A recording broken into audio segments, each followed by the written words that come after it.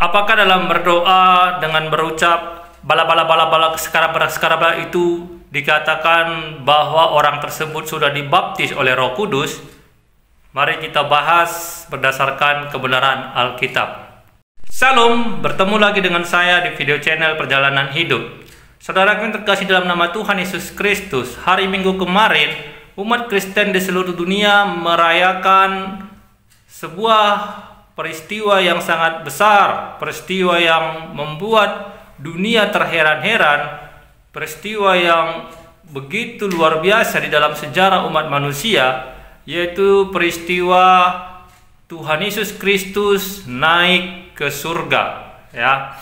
Jadi bagi gereja-gereja aliran Pentakosta, setelah merayakan peringatan kenaikan Tuhan Yesus Kristus ke surga, maka malamnya sampai hari ke-10 atau hari ke-50 setelah Yesus Kristus bangkit, semua umat Kristen aliran Pentakosta mengadakan kebaktian 10 malam. Ya, itu berdasarkan dalil atau dasar Alkitab dari Kisah Rasul 1, khususnya ayat 14. Dalam Kisah Rasul 1 ayat yang ke-14, di sana dikatakan mereka semua bertekun dengan sehati dalam doa bersama-sama dengan beberapa perempuan serta Maria ibu Yesus dan dengan saudara-saudara Yesus. Nah, dalam Kisah Rasul 1 tadi jelas di sana dikatakan bahwa ketika Yesus Kristus naik ke surga, maka para murid dan semua orang-orang yang mengasihi Yesus Kristus bertekun bersama di dalam doa untuk menantikan janji yang dikatakan oleh Tuhan Yesus Kristus, yaitu baptisan Roh Kudus. Jadi itu yang dilakukan oleh saudara-saudara kita gereja aliran Pentakosta, ya. Mereka bertekun bersama selama 10 malam atau dikenal dengan kebaktian doa 10 malam untuk menerima baptisan Roh Kudus. Tapi ada satu hal yang menjadi fenomena atau perdebatan di sepanjang tahun, ya, tahun demi tahun ini menjadi perdebatan, apakah ketika mereka tiba-tiba berkata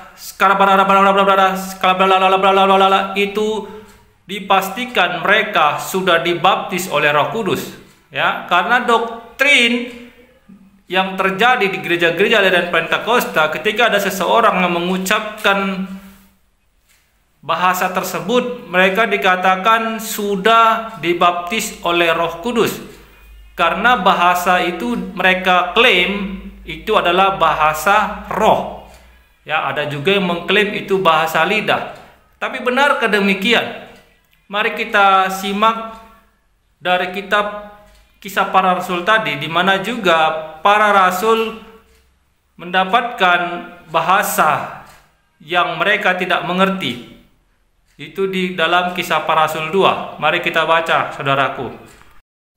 Dalam Kisah Rasul 2 ayat yang keempat dikatakan di sana, maka penuhlah mereka dengan Roh Kudus, lalu mereka mulai berkata-kata dalam bahasa-bahasa lain, seperti yang diberikan oleh Roh itu kepada mereka untuk mengatakannya. Ayat 5, waktu itu di Yerusalem diam orang-orang Yahudi yang saleh dari segala bangsa di bawah kolong langit. Ayat 6, ketika turun bunyi itu berkerumunlah orang banyak, mereka bingung karena mereka masing-masing mendengar rasul-rasul itu berkata-kata dalam bahasa mereka sendiri. Ayat 7, mereka semua tercengang-cengang dan heran, lalu berkata, bukankah mereka semua yang berkata-kata itu orang Galilea? Ayat 8, bagaimana mungkin kita masing-masing mendengar mereka berkata-kata dalam bahasa kita sendiri, yaitu bahasa-bahasa yang kita pakai di negeri asal kita. Kita orang Partia, Media, Elam, penduduk Mesopotamia, Yudea dan Kapadokia, Pontus dan Asia. Ayat 10, Frigia dan Pamfilia, Mesir dan daerah-daerah Libya yang berdekatan dengan Kirene, pendatang-pendatang dari Roma. Ayat 11, baik orang Yahudi maupun penganut agama Yahudi, orang Kreta dan orang Arab, kita mendengar mereka berkata-kata dalam bahasa kita sendiri tentang perbuatan-perbuatan besar yang dilakukan Allah. Ayat 12, mereka semuanya tercengang-cengang dan sangat termangu-mangu sambil berkata seorang kepada yang lain, apakah artinya ini? Nah, saudara terkasih dalam nama Tuhan Yesus Kristus, dalam kitab Kisah Para Rasul 2 tadi, jelas di sana dikatakan bahwa para murid dan para rasul ketika mereka sudah dibaptis oleh Roh Kudus, mereka berbicara dengan bahasa-bahasa lain, ya, atau dikenal dengan bahasa lidah, yaitu bahasa-bahasa yang dipakai oleh orang-orang di sekitar Yerusalem. Ya, ada tadi katanya orang Persia, Mesopotamia, orang Kirene, ya, padahal mereka heran para murid itu adalah atau para rasul itu adalah orang-orang Galilea, di mana pada zaman itu orang Galilea adalah orang-orang yang paling bodoh, yang paling dianggap tidak memiliki pengetahuan apa-apa dari seluruh orang-orang di sekitar Timur Tengah itu pada saat itu. Tetapi mereka terheran-heran bagaimana mungkin para rasul itu bisa berbicara dengan bahasa-bahasa mereka. Itulah yang dikatakan dengan bahasa lidah. Ya, bukan sekala bala-bala-bala-bala, itu bukan. Karena bahasa lidah itu adalah bahasa yang dimengerti oleh manusia, ya, bahasa yang dimengerti oleh manusia. Jadi walaupun para rasul tidak mengerti bahasa Persia, bahasa Mesopotamia, bahasa Kirene dan lain-lain yang disebutkan dalam kitab Kisah Para Rasul tadi, mereka tidak pernah berbicara dalam bahasa itu, tetapi ketika mereka sudah dibaptis oleh Roh Kudus, mereka bisa dengan fasih berbicara dalam bahasa itu. Itulah yang dikatakan dengan bahasa lidah. Bukan seperti yang diklaim oleh saudara-saudara kita, gereja-gereja aliran Pentakosta, ketika mereka sudah mendengar bala-bala itu mereka sudah dibaptis oleh Roh Kudus. Bukan, saudaraku yang terkasih dalam nama Tuhan Yesus Kristus. Itulah berdasarkan kebenaran Alkitab, ya. Tapi bukan berarti saya mengatakan orang-orang aliran Pentakosta tidak dibaptis oleh Roh Kudus. Tidak. Karena untuk mengenal seseorang dibaptis dengan Roh Kudus, itu kita harus mengenal tanda-tandanya, ya. Bagaimana mengenal tanda-tandanya? Tuhan Yesus Kristus sudah menyatakannya dalam kitab Matius 7 ayat 16. Mari kita baca. Matius 7 ayat 16, dari buahnya lah kamu akan mengenal mereka. Dapatkah orang memetik buah anggur dari semak duri atau buah ara dari rumput duri? Nah, saudaraku, jelas sekali di sana dikatakan dalam kitab Matius 7 ayat 16, dari buahnya lah kamu bisa mengenal. Dari buahnya lah kita bisa mengetahui apakah seseorang itu dibaptis oleh Roh Kudus. Bukan dari bahasa yang bla bla bla bla skala bla tadi, bukan. Ya, apa buahnya ketika seseorang sudah dibaptis oleh Roh Kudus? Mari kita lihat dalam kitab Galatia 5 ayat 22 sampai ayat 23. Galatia 5 ayat 22, tetapi buah roh ialah kasih, sukacita, damai sejahtera, kesabaran, kemurahan, kebaikan, kesetiaan. Ayat 23, kelemah lembutan, penguasaan diri. Tidak ada hukum yang menentang hal-hal itu. Jadi berdasarkan kitab Galatia 5 ayat 22 sampai 23, ketika seseorang dinyatakan sudah dibaptis oleh Roh Kudus, maka dia pasti berbuah. Disitulah kita bisa mengetahui atau mengenal seseorang yang sudah dibaptis Roh Kudus. Apa buahnya? Yang pertama adalah kasih. Banyak orang yang ketika dia berdoa di gereja ataupun berdoa di rumah atau di mana saja dia berdoa menggunakan ucapan kalabala atau bahasa lidah yang lain-lain tadi, banyak. Tetapi belum tentu dia memiliki kasih, ya. Belum tentu dia memiliki sukacita. Apa kasih? Ketika dia melihat orang yang sedang kesusahan, dia merasakan sentuhan dalam hatinya, dia merasakan kesusahan yang sama, dia merasakan kesedihan yang sama, dan dia memiliki keberanian, memiliki tindakan untuk membantu orang yang kesusahan. Itu kasih.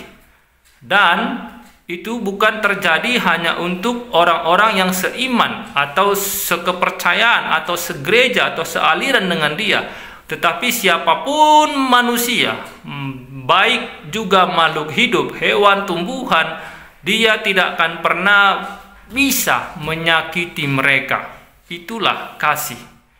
Ketika mereka melihat sesuatu penderitaan baik kepada manusia, hewan, dia akan merasa sedih, dia akan merasa tersakiti, dia akan merasa menderita. Itulah ciri-ciri orang yang sudah dibaptis oleh Roh Kudus. Bukan ketika dia mendengar ucapan skala balaka tadi. Ya, karena ucapan itu bisa saja diucapkan. Tidak ada yang bisa menjamin itu adalah bahasa roh. Tetapi ketika orang sudah dibaptis oleh Roh Kudus, mereka memiliki kasih. Ya, artinya adalah tidak semua orang yang mengucapkan doa bala tadi itu dibaptis oleh Roh Kudus. Tidak, bisa saja dia ikut-ikutan karena mendengar sekitarnya mengucapkan tersebut. Dan juga sukacita, damai sejahtera, kelembutan, penguasaan diri, kesabaran. Jadi orang-orang yang dibaptis Roh Kudus memiliki semua itu. Bukan cuma satu, tapi ke-9 buah Roh Kudus itu dimiliki oleh orang yang dibaptis oleh Roh Kudus. Itu dia. Jadi mari kita menilai segala sesuatu berdasarkan kebenaran Alkitab, berdasarkan firman Tuhan yang tertulis dalam Alkitab. Ya, yang dikatakan bahasa lidah tadi bukan bahasa skala bala, tapi bahasa asing yang dimengerti oleh orang lain. Ya, lain lagi bahasa roh. Bahasa roh itu adalah bahasa ketika kita berdoa kepada Tuhan, ketika kita berdoa kepada Allah yang Maha Kudus melalui hati kita yang terdalam, atau bahasa sekarangnya disebut bahasa kalbu. Ya, hanya kau dan Tuhanmu yang mengerti apa yang kau ucapkan.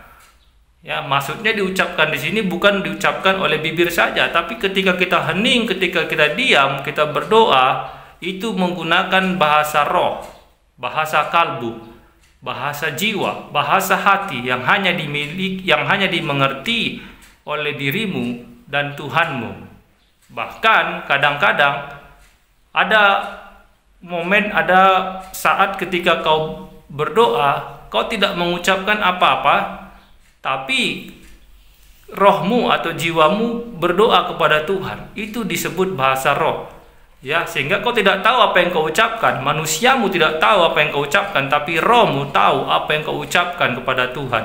Itulah yang disebut bahasa roh. Bukan yang seperti kita dengar selama ini, bukan seperti yang dituntunkan oleh orang-orang selama ini, ya, seolah-olah bahasa roh itu adalah bahasa yang kapan saja bisa diucapkan. Tidak, bahasa roh itu diucapkan oleh roh kita, bukan oleh mulut kita. Itulah kebenaran yang sebenarnya berdasarkan kisah para rasul. Nah, dalam kitab 1 Korintus 14 ayat 2, di sana jelas sekali dikatakan bagaimana seseorang yang berkata dalam bahasa roh. Mari kita baca. 1 Korintus 14 ayat 2 dikatakan di sana, siapa yang berkata-kata dengan bahasa roh tidak berkata-kata kepada manusia. Nah, ini dia. Jadi orang yang berdoa dengan bahasa roh tidak berkata-kata dengan manusia. Artinya dia tidak perlu mengucapkan oleh mulut manusianya, tetapi kepada Allah. Nah, ini dia, boleh ucapkan pada mulut manusianya dan bisa juga hening. Berarti orang yang dibaptis oleh Roh Kudus tidak selalu harus berkata-kata oleh mulut manusianya atau oleh mulut jasmaninya, tetapi oleh mulut rohnya atau jiwanya atau hatinya, dalam keheningan pun bisa. Lalu di sana dikatakan, sebab tidak ada seorang pun yang mengerti bahasanya. Benar, tidak ada seorang pun yang mengerti bahasanya, bahkan orang yang mengucapkannya sendiri pun tidak mengerti bahasanya. Lalu kita lanjutkan, oleh Roh ia mengucapkan hal-hal yang rahasia. Jadi saudaraku terkasih dalam nama Tuhan Yesus Kristus, jelas di sana dikatakan ketika seseorang berbicara dalam bahasa roh, dia berkata-kata bukan untuk manusia, tetapi dia berkata-kata untuk Allah. Di manakah Allah itu? Allah itu ada di mana saja. Jadi dalam keheningan pun, dalam diam pun, kita bisa berbahasa roh. Kita bisa berbahasa kalbu, berbahasa jiwa. Hanya jiwa, hanya roh kita yang mengucapkannya kepada Allah. Kita sendiri tidak mengerti apa yang kita ucapkan. Jadi bukan seperti fenomena yang terjadi selama ini, di mana ratusan jemaat yang sedang dalam beribadah berlomba-lomba untuk berbicara lidah tadi. Dan anehnya, satu gereja itu ucapannya sama, skala bla bla bla bla bla bla tuh. Itu sangat mengganggu pikiran saya. Makanya saya mencari kebenaran dalam Alkitab. Bagaimana sih sebenarnya ciri-ciri orang yang dibaptis oleh Roh Kudus? Ternyata Roh Kudus mengajarkan kepada saya, orang-orang yang dibaptis oleh Roh Kudus itu bisa kita lihat dari buahnya. Yaitu ada 9 buah Roh Kudus tadi: kasih, sukacita, damai sejahtera, penguasaan diri, kelemah lembutan, kesabaran, kebaikan. Semuanya itu harus dimiliki oleh orang-orang yang dibaptis oleh Roh Kudus. Ya, karena banyak sekarang bahasa yang diklaim sebagai bahasa roh itu bahasa yang dibuat-buat oleh manusia. Buktinya apa? Buktinya seperti yang saya katakan tadi, dalam ibadah bisa satu gereja itu yang jemaatnya ratusan, bahasa rohnya sama. Padahal para rasul sendiri pada saat peristiwa Pentakosta, mereka berbahasa bahasa asing. Ya, ibaratnya seperti ini. Saya tidak mengerti bahasa Cina, ya, tidak bisa bahasa Mandarin atau bahasa Hokkien. Tapi ketika saya dibaptis oleh Roh Kudus, tiba-tiba saya bisa berbicara bahasa Mandarin, bahasa Hokkien. Jadi orang-orang Mandarin, orang-orang Hokkien mengerti apa yang kuucapkan, apa yang saya ucapkan. Itu dia ciri-ciri orang dibaptis Roh Kudus. Bukan seperti yang doktrin yang terjadi selama ini bertahun-tahun di gereja-gereja aliran Pentakosta yang mengklaim apabila sudah mengucapkan bala-bala tadi dia sudah dibaptis oleh Roh Kudus. Bukan. Tetapi dia bisa berkata-kata asing, berkata-kata lain, yaitu berkata-kata dalam bahasa asing yang tidak dia mengerti selama ini, tiba-tiba dia bisa mengucapkannya. Itulah yang dikatakan dengan baptisan Roh Kudus. Itu yang terjadi pada hari Pentakosta kepada para rasul. Jadi para rasul yang orang Galilea, di mana orang Galilea adalah orang-orang bodoh yang tidak sekolah, tidak punya pendidikan, tapi mereka bisa berbahasa dari bahasa-bahasa asing dari orang-orang yang kumpul di sana. Kisah para Rasul 2 tadi sudah menjelaskan bahasa-bahasa apa saja mereka ucapkan. Ada orang Persia mengerti bahwa yang diucapkan oleh para Rasul itu bahasa Persia. Ada orang Mesopotamia mengerti apa yang diucapkan oleh para Rasul itu bahasa Mesopotamia, dan lain-lain.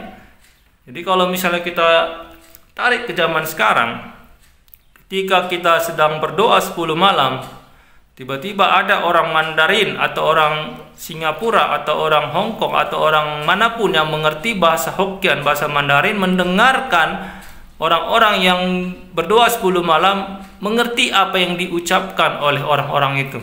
Bukan bahasa-bahasa yang aneh, bala-bala itu, siapapun tak mengerti bahasa bala-bala. Ya, jadi maaf saudaraku, kita harus berbicara kebenaran, bukan berbicara kebiasaan. Karena kebiasaan belum tentu benar. Ya, banyak sekarang klaim-klaim kebenaran itu berdasarkan kebiasaan-kebiasaan yang dibenarkan, bukan kebenaran yang memang sejatinya benar. Itu dia. Jadi kita harus berbicara kebenaran berdasarkan Alkitab, berdasarkan firman Tuhan yang tertulis dalam Alkitab. Jelas di sana dikatakan ketika para rasul, para murid yang berkumpul bersama-sama di Yerusalem, mereka dibaptis Roh Kudus, mereka berbicara dalam bahasa-bahasa lain atau bahasa-bahasa asing yang mereka sendiri tidak mengerti, tetapi orang yang mendengarnya mengerti. Itu dia. Beda dengan sekarang. Ketika ada orang bergetar-getar, bahkan ada yang berguling-guling, teriak-teriak, mereka mengoceh, tapi tidak ada yang mengerti seorang pun apa yang dia ocehkan. Tapi sekali lagi saudaraku terkasih dalam nama Tuhan Yesus Kristus, apapun tanda-tandanya, mau bahasa apapun dia, bahkan ketika dia sedang doa 10 malam, dia hanya diam saja, dia hanya hening saja, jangan pernah memponis atau menjudge atau menghakimi orang tersebut belum dibaptis oleh Roh Kudus. Jangan pernah. Karena untuk mengetahui seseorang dibaptis atau tidak oleh Roh Kudus, lihatlah dari buahnya. Kitab Galatia 5 ayat 22 sampai 23 sudah menjelaskan apa buah-buah dari Roh Kudus. Jadi orang-orang yang dibaptis oleh Roh Kudus bukan kita kenal dari bahasa laba-laba-laba-labanya, tapi dari buahnya, ya, yang 9 itu.